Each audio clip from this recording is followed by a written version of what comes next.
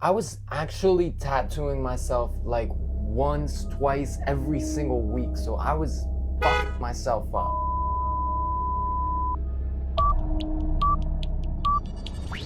Hey, what's up? It's nice to see you again. In this episode of English Comprehensible Input, I'm going to tell you about my history with tattoos. Thanks so much, Columba, for requesting this video. I hope that you enjoy it. Let's jump into this story. The story of me and tattoos. When I was 15 years old, I used to like to make music, and it was really terrible, the music that I made. Now, this was the era of rappers like Lil Pump, Lil Xan, Lil Baby, and a bunch of others in like 2017. So I was failing out of school for a long time, right? I think that I gave up. That means I accepted loss in school when I was about in the 3rd grade. So at 15 years old, I was already smoking a lot of cannabis and drinking, and I just wanted to make music and escape from the real world.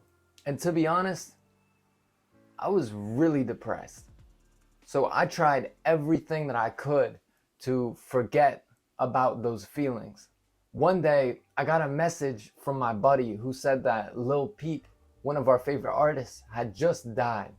And obviously that hurt me a lot to hear. So this is the story of my first tattoo. I went to my friend who had a tattoo gun, and he said that he could do a tribute-like tattoo for me. A tribute tattoo is a tattoo that represents a person or a thing, and it's to commemorate them or to remember them.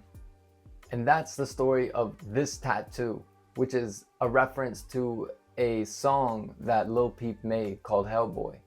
But after that, I realized that there was a feeling that I got after the tattoo, like of excitement. I was excited because it was something new.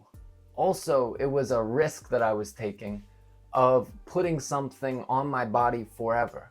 And I think that I was really enjoying that idea of risking something. So a couple weeks later, I went back to this friend and I asked him to do another tattoo.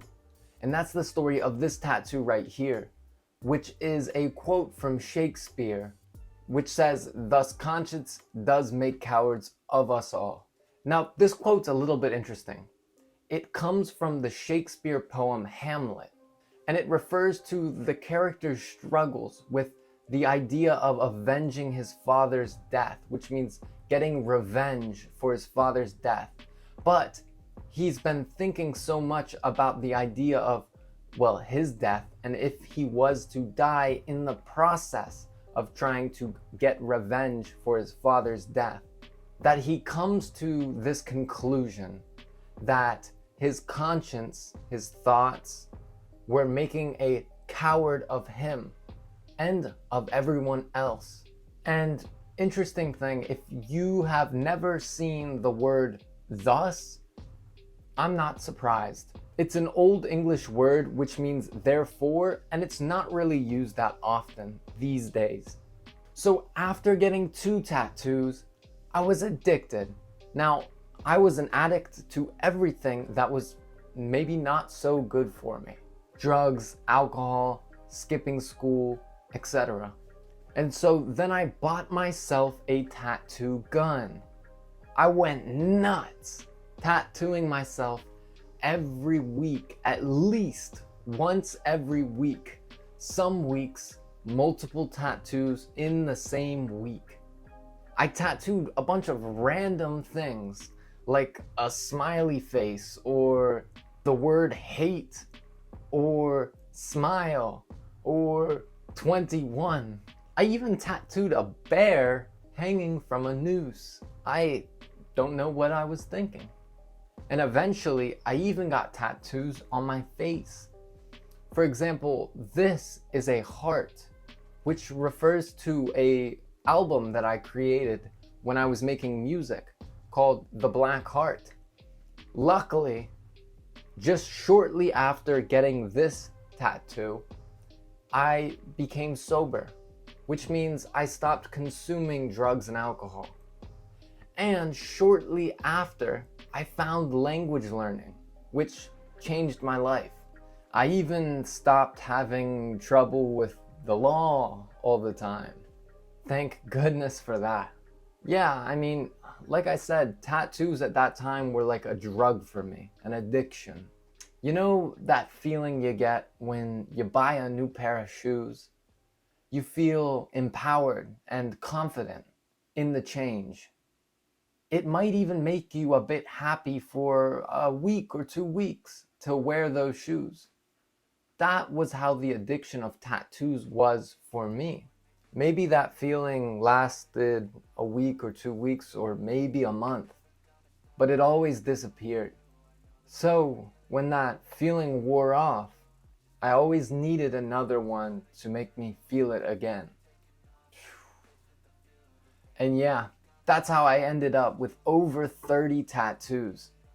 But recently, I actually got them covered up, as you can see. If you guys saw my last video, I told you about my trip in Mexico. And while I was down there, one day I was looking at my arm and I was reminiscing, which means I was thinking, I was remembering, and I was contemplating the traumas and the crazy kid that put all of these tattoos on my body.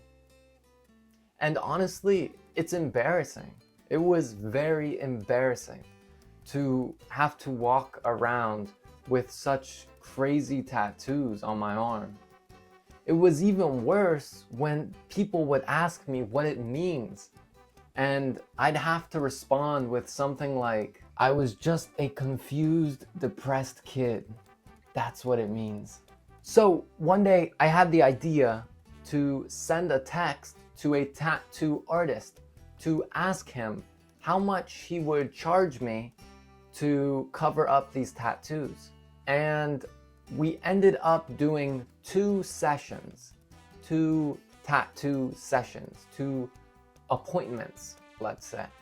Each was 6.5 hours, so it hurt. Luckily, the artist was good at doing these cover-ups, which means covering up tattoos with other tattoos. And so I'm happy with it. And honestly, I was just so glad to be able to bury the past, bury those traumas and all that sadness that I had tattooed on my arm. I certainly learned to forgive myself for what I did, but it's not something that I wanted to always be seen on my skin. So yeah, that's it. Benji still exists. He's just changed, he's learned, and he's matured a little bit. And now I have you guys to talk to, so that's pretty great. I really hope that you enjoyed today's episode of English Comprehensible Input. If you have any tattoo stories, please let me know in the comments below. I'd love to hear from you too. Thanks again to Columba for the suggestion. Have a wonderful day. Goodbye.